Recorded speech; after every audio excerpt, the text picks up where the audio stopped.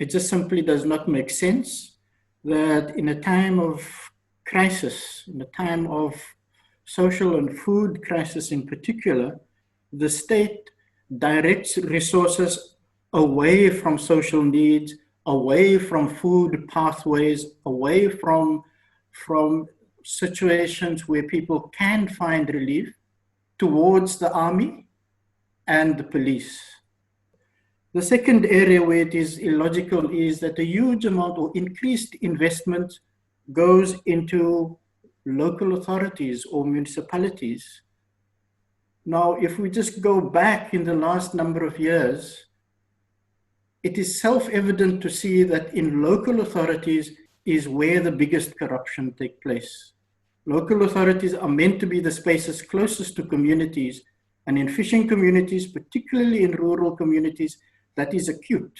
You know, there's a strong interaction between communities and local authorities, but it is the municipalities that is the most corrupt. Under the regulations, under the announcement of to deal with COVID, fish has been put forward as an essential commodity, as an essential item.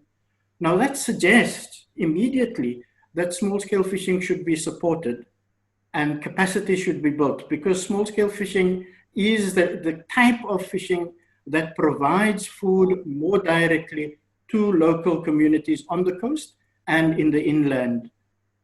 But no support comes into fishing.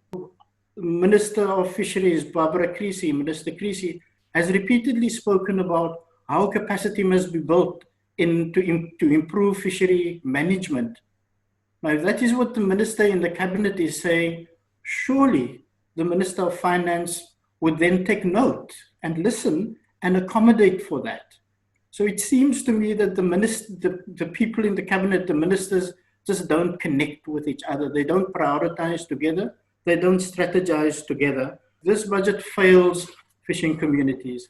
Like all previous budgets has, this budget fails, but it is worse because it fails us at a time of food crisis. It fails us at a time of economic crisis. You know, so what we want to say to the minister and to both ministers, in fact, that right now you've got to step up.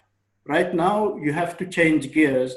Right now you have to take a position that is sensitive to the needs of communities and that opens up the pathways to food sovereignty in the long term. The opportunity is now. You can still make changes. You can still correct the mistakes of what is in the current budget. For us, it is developing local markets. Instead of export, we help develop access to food at a local level. And it just makes perfect sense, you know, that investment should have gone into localization of small-scale food producers' markets. This is a critical issue that should never have been ignored and can and ought to be taken into account.